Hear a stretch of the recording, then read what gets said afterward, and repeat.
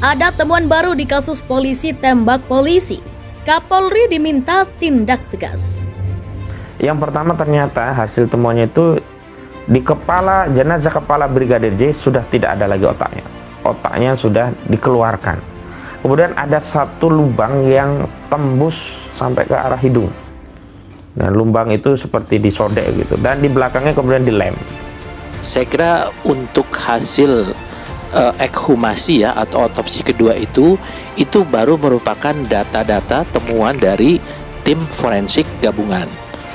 Tapi ini masih informasi yang sifatnya dari satu pihak. Kami akan cek dengan pihak yang lain, kami akan cek dengan dokumen yang lain, kami akan perbandingkan dengan bukti-bukti yang lain. Agar apa? Agar terangnya peristiwa. Ketika kita ngomong A, ada pembandingnya, ada indikator bahwa itu benar atau itu salah.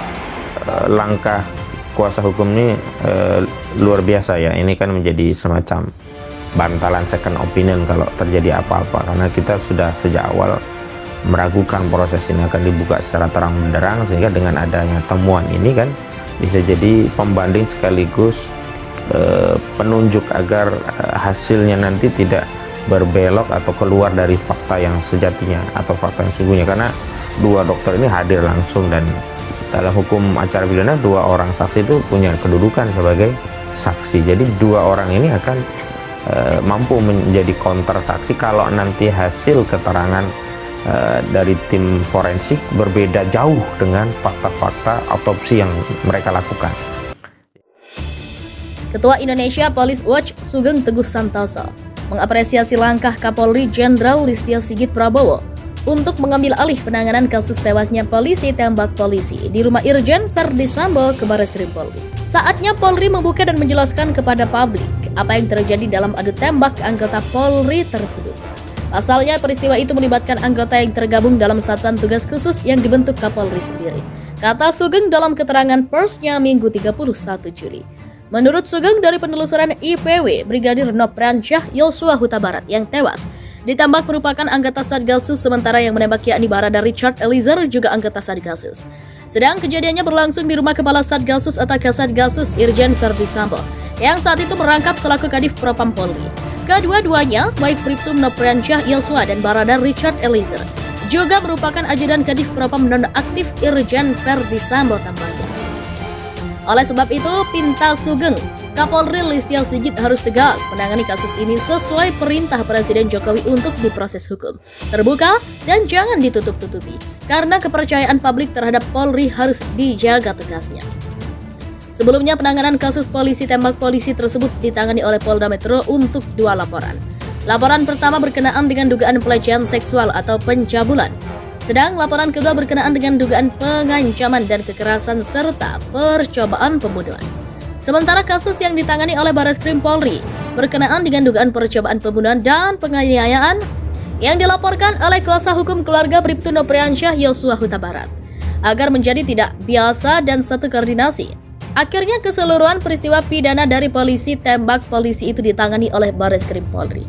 Sehingga penanganan kasus tersebut berada di wilayah tim khusus internal Polri yang ditangani Wakapolri Komjen Gatot Edi Pramono sebagai penanggung jawab dengan Kabareskrim Komjen Agus Andrianto sebagai anggotanya. Kuasa hukum Putri Chandrawati menyebutkan kliennya terguncang saat mendengar suara tembakan di rumahnya. Meski Putri Chandrawati pun disebut tidak melihat tembak-tembakan antara Brigadir J dengan Baradae saat kejadian di rumah dinas Verdi Sambo di Kompleks Polri Duren 3 Pancoran, Jakarta Selatan, Jumat 8 Juli. Disebutkan pada istri pula oleh istri Verdi Sambo juga masih terguncang karena pelecehan yang dilakukan Brigadir J atau Nofriansyah Yosua Huta Barat. Melihat sudah pasti tidak karenakan posisi klien kami di dalam kamar dan ketakutan. Sangat ketakutan dan suara tembakan didengar, kata Arman Hanis dikutip dari YouTube TV One Selasa 2 Agustus. Ia mengungkapkan istri Irjen Verdi Sambo, Putri Chandrawati, sedang berada di dalam kamar saat peristiwa tembak-tembakan terjadi. Putri, kata Arman, sangat ketakutan dan mendengar suara tembakan tersebut. Waktu ketakutan itu klien kami berteriak minta tolong dan setelah itu menelpon Pak Verdi Sambo, ungkap Arman Haris. Arman juga tidak menanyakan durasi waktu tembak-tembakan yang terjadi antara Brigadir J dan Baradae. Asalnya kondisi Putri Chandrawati masih sangat terguncang. Sampai semalam juga saat melihat kondisinya masih sangat terguncang, Arman pun menjelaskan alasan kliennya sangat ketakutan. Ia menuturkan Putri Chandraywati yang mengalami trauma akibat dugaan pelecehan yang dilakukan oleh Brigadir J. Selain itu, Arman menjawab pertanyaan mengenai Brigadir J yang berstatus ajudan Ferdi Sambo leluasa masuk ke ruang pribadi atasannya. Kalau saya tanyakan kembali ya, bahwa itu pikiran kita. Pikiran kita semua itu pikiran normal ya. Bahwa ada seorang ajudan berani masuk ke ruang pimpinannya, yaitu pikiran normal ya, kata Arman. Saya nggak menyampaikan bahwa ada yang tidak normal di sini. Tetapi itu pikiran normal kita semua bahwa ada seorang ajudan berani masuk ke ruang pimpinannya. Silahkan tanya kepada ahlinya lah. Kenapa ada ajudan yang berani masuk dan melecehkan pimpinannya? Lanjut Arman. Arman lalu menjelaskan lokasi kejadian tembak-tembakan antara Brigadir J dan Baradae berada di rumah dinas bukan kediaman pribadi Ferdi Sambo. Ia pun menyinggung sikap Irjen Ferdi Sambo kepada para ajudannya. Setahu saya itu kan di rumah singgah ya, itu bukan di rumah kediaman klien saya. Artinya, apakah ada orang bisa masuk ke dalam atau berkeliaran? Ya, pada saat itu ya selama ini yang saya tahu. Perlakuan klien kami terhadap yang bekerja sama dia itu yaitu diperlakukan sama. Dianggap semua yang adalah saudara, keluarga, itu yang saya ketahui, jelas Arman. Sementara itu, pengacara keluarga Brigadir J Kamarudin Simanjuntak menolak adanya peristiwa tembak-tembakan. Ia menyampaikan alasannya menolak pernyataan tembak-menembak. Terlebih setelah dirinya melihat prarekonstruksi kasus tewasnya Brigadir J di rumah dinas Ferdi Sambo yang dilakukan oleh Polri. Kenapa saya menolak? Karena pertama, rencana pembunuhan itu sudah terucap sejak bulan Juni atau pembunuhan berencana, imbuh Kamarudin.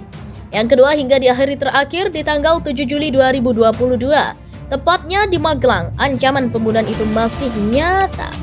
Sehari kemudian barulah dia dibunuh. Itu yang pertama dan itu fakta dan ada rekaman jejak elektronik lanjutnya. Kamarudin menjelaskan pernyataan tembak-menembak antara Brigadir J dan Baradae yang disebut terjadi dari lantai 2 ke lantai 1 rumah tersebut harus berhadap-hadapan. Tetapi yang kena adalah dari belakang kepala, tembus ke hidung berdasarkan laporan dokter yang atau ikut mengotopsi dalam hal otopsi atau visum et reperendum. Pada tanggal 27 Juli, yaitu visum et reperendum kedua, 27 Juli 2022 di Sungai Bahar, Jambi sana, ungkap Kamarudin.